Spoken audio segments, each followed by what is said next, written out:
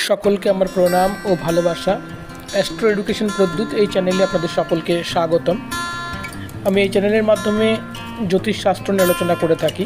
আজকে একটু অন্যরকম একটি ভিডিও আপলোড করতে চলেছি আমার ছাত্রছাত্রীদের সুবিধার্থে। অনেকেই আমাকে অনুরোধ করেছে ছাত্রছাত্রীরা যে মাস্টারমশাই আপনি যদি এডুকেশনের কিছু ভিডিও আপলোড করে দেন তাহলে আমাদের একটু সুবিধা হয়। সেই জন্যই নবম শ্রেণীর একটি খুব সুন্দর কবিতা, বাংলা সাহিত্যের অন্যতম শ্রেষ্ঠ কবি জীবনানন্দ দাশের আকাশের সাতটি তারা, এই কবিতাটি আজকে আলোচনা করার চেষ্টা করব।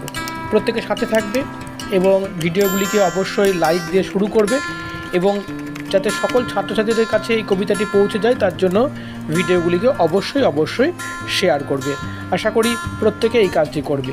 শুরু করছি আমার আজকের দিনের প্রথম যে কবিতাটি বলেছিলাম, আকাশে সাতটি তারা, কবি জীবনানন্দ দাশের একটি সুন্দর কবিতা। প্রথমেই জেনে নেব যে কবিতাটির মূল কাব্যগ্রন্থের নাম কী। কবিতাটির মূল কাব্যগ্রন্থের নাম রূপসী বাংলা। রূপসী বাংলার রয় দীর্ঘ হয় এবং দন্তেশ্বরের দীর্ঘী হয়, রূপসী বাংলা। এবং অবশ্যই এই শব্দ দুটিকে ইনভার্টেড কমার মধ্যে রাখবে। এই কাব্যগ্রন্থের যে কটি কবিতা রয়েছে তার মধ্যে অন্যতম একটি কবিতা হচ্ছে আকাশে সাতটি তারা। কবিতাতে আলোচনায় যাবার আগে আমরা কবির সম্বন্ধে খুব সংক্ষেপে দু চারটি কথা জেনে নেব। কবির জন্ম বাংলাদেশে 14ই ফেব্রুয়ারি 1899 খ্রিস্টাব্দে এবং কবি পড়াশোনা শুরু করেছিলেন বাংলাদেশে। পরবর্তীকালে তিনি এপার বাংলায় এসে অর্থাৎ আমাদের ভারতবর্ষে এসেও তিনি পড়াশোনার কাজ চালিয়ে গিয়েছেন এবং বাংলাদেশের একটি বিখ্যাত কলেজে তিনি অধ্যাপনা করেছেন 14 বছর। ইংরেজি নিয়ে ডিগ্রি লাভ করলেও তিনি বাংলা সাহিত্যে মনোনিবেশ করেছিলেন। আরও যে বিষয়টি আমাদের জানার সেটা হচ্ছে কবির জীবনের উল্লেখযোগ্য যে কাব্যগ্রন্থগুলি, সেই কাব্যগ্রন্থগুলি হলো ঝরা পালক, রূপসী বাংলা, তারপরে হচ্ছে মহাপৃথিবী, সাতটি তারা, তিমির, ধূসর পাণ্ডুলিপি ইত্যাদি তার উল্লেখযোগ্য কাব্যগ্রন্থ। কবির মৃত্যু হয় আকস্মিক ট্রাম দুর্ঘটনায় 1954 খ্রিস্টাব্দের 22শে অক্টোবর। রবীন্দ্রনাথের পর বাংলা সাহিত্যের অন্যতম শ্রেষ্ঠ কবি হলেন কবি জীবনানন্দ দাশ। কবি বুদ্ধদেব বসু বলেছিলেন, আমাদের আধুনিক কবিদের মধ্যে জীবনানন্দ দাশ সবচেয়ে নির্জন, সবচেয়ে স্বতন্ত্র। আমরা কবির সম্বন্ধে জানার পরে এবারে কবিতাটি আলোচনা করবার চেষ্টা করব।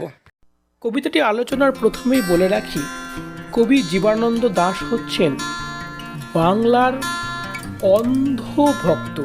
বাংলার প্রকৃতি যে রয়েছে সেই প্রকৃতির তিনি অন্ধপ্রেমিক, অন্ধভক্ত। বাংলা প্রকৃতির এমন কিছু নেই যে তার কাব্যে তিনি স্থান দেয়নি বা যেটার সৌন্দর্য তিনি অনুভব করেননি। আমরা এখানে যে কবিতাটি পাঠ করব সেখানেও দেখতে পাবো বাংলার ছোট ছোট ক্ষুদ্র ক্ষুদ্র জিনিসগুলো কত সুন্দরভাবে তিনি কবিতায় তুলে ধরেছেন। তিনি কি বলেছেন, আকাশের সাতটি তারা যখন উঠেছে ফুটে আমি এই ঘাসে বসে থাকি। অর্থাৎ সন্ধ্যাকালীন একটি বর্ণনা, সন্ধ্যাকালীন বাংলার রূপের বর্ণনা দিচ্ছেন কবি। তিনি বলেছেন যে আকাশে সাতটি তারা। সাতটি তারা মানে কিন্তু আমরা প্রত্যেকেই জানি সেটা হচ্ছে সপ্তর্ষি মণ্ডলের কথা বলেছেন এবং এই সাতটি তারা সন্ধ্যাবেলাতেই ফুটে ওঠে। যখন ফুটে উঠেছে কবি তখন কি করেছেন, কবি তখন কোথায় বসে থাকেন, ঘাসের উপরে। বাংলা মায়ের যে দান, প্রকৃতির যে দান, সেই ঘাসের উপরে তিনি বসে থাকেন। যেখানে আমরা প্রত্যেকে কিন্তু খুব ভালো ভালো জায়গায় সুখ স্বাচ্ছন্দ্যে বসে থাকতে পছন্দ করি, সেখানে কবি খোলা মাঠে একেবারে মাথার উপরে যেখানে আকাশ দেখা যাচ্ছে এবং নিচে যেখানে বাংলা প্রকৃতির মায়ের যে ঘাস সেইখানটায় তিনি বসে আছেন। এই অপরূপ বর্ণনা কবির পক্ষেই সম্ভব। কামরাঙার লাল মেঘ যেন মৃত মণিয়ার মতো গঙ্গাসাগরের ঢেউয়ে ডুবে গেছে। দেখো কত সুন্দর বর্ণনা। কামরাঙার লাল মেঘ, কামরাঙা হচ্ছে পাঁচ শিরা বিশিষ্ট একটি ফল, যেটা টক হয় খেতে। এটা বাংলার প্রকৃতির একটা অপরূপ দান এবং এই ফলটি যখন পাকে তখন এর রঙটা কিন্তু খুব সুন্দর একটা রং লাগে। সেই রঙটাই কবির চোখে ধরা পড়েছে। এবং লাল মেঘ, যে লাল মেঘ, সেই লাল মেঘের সঙ্গে এই ফলের তুলনা করেছেন কবি। আরেকটি কথা বলেছেন যে মৃত মনিয়ার মতো। মৃত মনিয়া কি? মনিয়া হচ্ছে কি বাংলাদেশের খুব জনপ্রিয় ছোট পাখি, যে অত্যন্ত চঞ্চল, কিন্তু এখানে বলেছেন মৃত মনিয়া, অর্থাৎ তার চঞ্চলতা চলে গেছে। সেরকম গঙ্গাসাগরে যখন ওই লাল মেঘটা ডুবে যাচ্ছে, তখন একেবারে শান্ত, স্নিগ্ধ, নীরবে সে যেন ডুবে যাচ্ছে। সেটার উল্লেখ করতেই তিনি কিন্তু মৃত মনিয়ার কথা কিন্তু এখানে উল্লেখ করেছেন। আসিয়াছে শান্ত অনুগত বাংলার নীল সন্ধ্যা।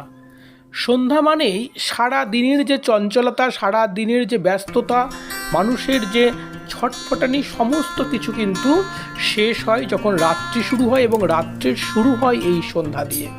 সুতরাং এই সন্ধ্যাবেলায় যে স্নিগ্ধতা, বাংলা প্রকৃতির যে শান্ত একটা বলয় তৈরি হয়, সেটাকেই কবি কিন্তু এখানে উল্লেখ করেছেন শান্ত অনুগত। আর তিনি সন্ধ্যাকে বলেছেন নীল সন্ধ্যা। কেন নীল সন্ধ্যা কেন বললেন? একটি প্রশ্ন আমাদের মনে আসতেই পারে। না, কবি একেবারে খোলা আকাশের নিচে, নীল আকাশের নিচে দাঁড়িয়ে আছে। আর কবি যেহেতু কল্পনার জাল বুনছেন কবিতাটি, সেজন্য এই কল্পনার জলে কবি কল্পনায় বাংলার সন্ধ্যাটা নীল রং হয়ে গেছে। আর কবি বলেছে যে প্রকৃতি, বাংলা প্রকৃতিকে তিনি অন্ধ ভালোবাসেন, আর এই ভালোবাসায় রোমান্টিকতার রং হচ্ছে কিন্তু নীল। সেই জন্য তিনি এই নীল রংটির কথা এখানে উল্লেখ করেছেন। তারপরে কি বলেছেন? কেশবতী কন্যা যেন এসেছে আকাশে। কেশবতী কন্যা মানে যে কন্যা বা যে বধূর বা যে রমণীর মাথায় অত্যাধিক লম্বা লম্বা চুল থাকে, তাকে আমরা কেশবতী কন্যা বলি। কবি কল্পনা করেছেন যে আকাশটা যখন সন্ধ্যা হয়ে আসছে, যখন আকাশটা কালো মেঘে ঢেকে যাচ্ছে আস্তে আস্তে সূর্যের আলো ডোবার পরে, তখন মনে হচ্ছে যেন একটা কেশবতী কন্যা তার চুলগুলো খুলে দিয়েছেন বা এলিয়ে দিয়েছেন। সেই চুলগুলো কি হচ্ছে? আমার চোখের পরে, আমার মুখের পরে চুল তার ভাসে। অর্থাৎ কবির মনে হয়েছে সন্ধ্যার যে ছোঁয়াগুলো তার চোখে মুখে পড়ছে, অর্থাৎ চারিদিকটা যে আস্তে আস্তে অন্ধকারে ঢেকে যাচ্ছে, সেই রূপটার বর্ণনা করতে গিয়ে কবি বলছেন চোখে মুখে সেই কেশবতী কন্যার চুলগুলো পড়ছে। এটাকে তিনি বর্ণনা করেছেন। তারপরের যে বিখ্যাত লাইন তিনি বলেছেন, পৃথিবীর কোনো পথ এ কন্যারে দেখেনি কো। অর্থাৎ এই লাইনটা খুব গুরুত্বপূর্ণ লাইন, যে বাংলা প্রকৃতির এই যে সৌন্দর্য পৃথিবীর তুমি আর কোথাও গিয়ে পাবে না। কবি নিজেই বলেছেন, বাংলার মুখ আমি দেখিয়াছি, তাই পৃথিবীর রূপ খুঁজিতে যাই না আর। তাই এই বাংলার প্রকৃতির রূপের বর্ণনা যে অন্য কোথাও আর পাওয়া যাবে না, সেটাই এই লাইনটার মধ্যে বর্ণনা করেছেন কবি। বলেছেন পৃথিবীর কোনো পথে তাই এই কন্যাকে আর দেখতে পাওয়া যাবে না। দেখি নাই অত অজস্র চুলের চুমা, হিজলে কাঠালে জামে ঝড়ে অবিরত। জানি নাই এত স্নিগ্ধ গন্ধ কবে রূপসী চুলের বিন্যাসে। অর্থাৎ এখানে যে গাছগুলোর কথা বলেছেন, গাছগুলোর কথা ভালো করে মনে রাখবে এমসিকিউ এর জন্য। এবং এই গাছগুলো শুধুমাত্র বাংলার গাছ, বাংলা প্রকৃতির গাছ, বাংলা মায়ের নিজস্ব গাছ। এবং কবি এখানে উল্লেখ করেছেন যে এই গাছেদের পাতায় পাতায় এই সন্ধ্যা চুম্বন করছে। তিনি উল্লেখ করেছেন প্রকৃতির গন্ধ। সন্ধ্যাবেলায় প্রকৃতির যে একটা গন্ধ থাকে, যদি সত্যি সত্যি আমরা প্রকৃতিকে ভালোবাসি এবং যদি খোলা মাঠের নিচে আমরা যাই সন্ধ্যাকালীন সময়ে, কবির মতো আমরাও প্রকৃতির, বাংলা মায়ের এই স্নিগ্ধ রূপের স্নিগ্ধ গন্ধ আমরাও অনুভব করব।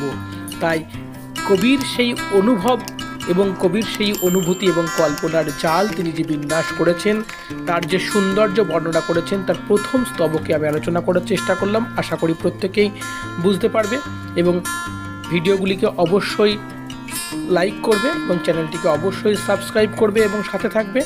পরবর্তী ভিডিওতে আমি দ্বিতীয় যে পার্টটি রয়েছে, ওই পার্টটি নিয়ে আবার আলোচনায় অগ্রসর হব। সকলকে আমার অসংখ্য অসংখ্য ধন্যবাদ।